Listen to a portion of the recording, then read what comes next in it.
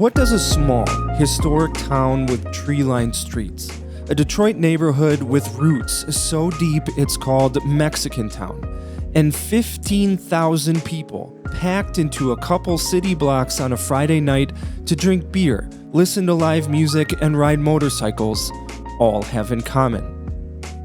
The easy answer is nothing at all. But dig just a little bit deeper. Scratch the surface just a little bit harder, and you'll find something that connects them, something so important that the places we love couldn't exist without it. This big, beautiful, complicated, and sometimes messy thing central to every town, village, city, and place is culture. A community's culture is pervasive, a current that influences everything we do, what we value, how we communicate, and whatever may happen, good or bad, to us in the future.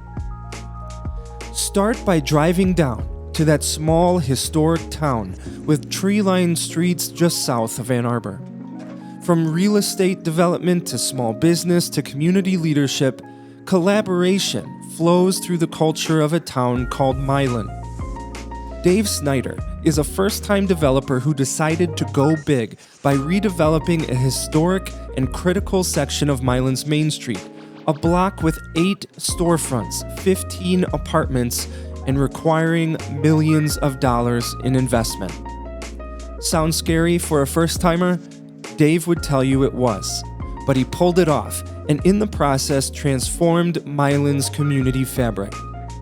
But he doesn't give himself the credit for Milan's revitalization. In the time since that development, we've had other people who followed a similar route here in Milan, and they've made a success of their buildings. And that's great to see, says Snyder. The impact of our project is not really just about our project, but it's the confluence of all of those people's efforts that has made a big difference in what we see downtown. Need more proof that collaboration is the culture here in Milan? The Main Street program and the Milan Area Chamber, who share an office, say to their small businesses, "We can help," at times when other communities might say, "That's not my job." When there's a business that is struggling or may need some ideas to improve, we will brainstorm with them and try to help them however we can, whether it's with a business plan or with social media, says Jill Tousley, Executive Director of the Milan Main Street program. That level of assistance is not common in many cities because it's so easy to say, "That's not our role." But it is common here. We've got to work together and support each other. This feeling of teamwork, of interconnectedness, is true even down to Milan's small businesses. When Ryan Willman opened the Owl Morning Till Night, he wanted it to be more than just a coffee shop and bar. He wanted it to become a community space. And with that in mind, he got other local businesses involved in the Owl's build-out. The pews that line the walls are actually from the local church down the street, Willman says. The wood we used for the bar is actually from a place on East Main that was doing a renovation, and the owner offered the wood from the floor joists to me. It's 180 years old and comes from the first logging industry. Then I refinished the wood, and all the wood burning on it was done by ink and dyes tattoo artist Thad St. Clair. For Willman, community collaboration is more than just a gimmick or buzzword. It's existential.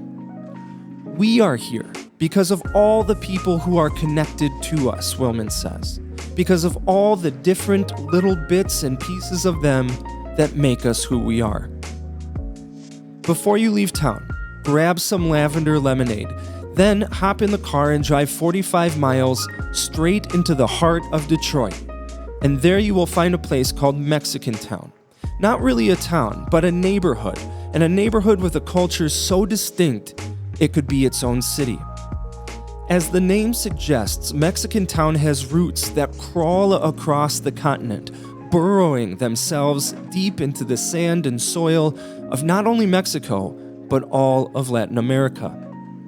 It's a community trying to change while holding on to what it has, especially in the face of a Detroit landscape that is always different from the day before. By beautifying the commercial district, creating and implementing different cultural events, and by supporting our businesses, we can create an environment for people to stay, come, shop, and want to live here, says Mirna Segura, the Director of Programs for Southwest Detroit Business Association.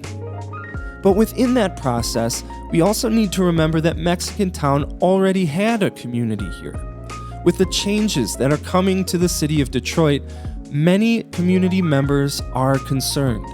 We want to make sure that we welcome everybody, but we also want to work hard to preserve the unique value of this community as a way to honor the people and businesses that have been here for a long time. One of those longtime businesses is Honeybee Market, owned by Tammy Alfaro Kohler and her husband Ken. Honeybee Market began in 1956 with my grandparents, immigrants from Mexico, and back then the market was a multi-use building, a little store on the bottom and a flat up above, says Alfaro Kohler. At the time, there was nothing here in this part of Mexicantown. I think there was one single white house on 16th Street, but it was empty all the way to Lafayette. Our parking lot was vacant land. Alfaro Kohler says that it was the culture, community, and what she could contribute that kept her and Honeybee in Mexicantown. It was our dream to make something bigger so we could offer something more to the community we love, she says.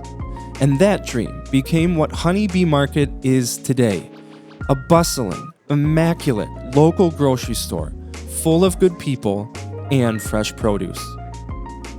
Before you leave Mexicantown, go outside and take a walk to check out the businesses and grab whatever food catches your eye. Seriously, you will find food here that you would have to fly all the way to Mexico for. And then and only then should you get back into the car and drive 60 miles north to a community with a similar tie to its history, but mixed with a little bit of gasoline. Lapeer is a place that wants to be rooted in its history, but not bound by its roots. One of the common themes in our community surveys is that people are attached to the history of this area. There is a love for historic preservation here, even if people don't use that phrase, says Lapeer City Commissioner and DDA board member Tony Stroh. For some, the word history means stuffy, ineffective, and out of date. But that couldn't be further from the truth, Stroh says. The historic designation is a foothold to understand where we come from, to understand where the community is, and gives us the ability to expand on our history. Quickly becoming part of Lapeer's expanding history is Friday Night Bikes, an event held every Friday night throughout the summer that includes a visit by hundreds of motorcycles, thousands of people, live music, and a social district. Walk out onto the streets of downtown Lapeer during bike night and you will see people everywhere. People doing things. It's that culture of activity that helped convince Tammy Kutcher, owner of Essential Necessities in the Rock Shop, to move her home-based business into downtown Lapeer. I looked into moving downtown and loved it. It's like family, Kutcher says. And there are always events. For example, tonight we've got bike night. Monday night is car cruise. That's one of my favorite nights. And there are always bands and music and the farmers market. Whether it's historic preservation or being a city that does things, what Lapeer is doing is working. 6 years ago, downtown Lapeer was averaging around 60 to 70% occupancy in our buildings, says Lapeer Main Street Director Jim Alt. We now have a 95% occupancy rate. 3 different communities, 3 different cultures, all of them with the same goal: preserve who they are while creating what they can become. Wash down your Mexican food with a beer from Lapeer's social district, then catch a ride home on the back of a Harley or custom cruiser. And when you get back to your own community, ask yourself, what is our culture? Who are we? What do we have that we should keep?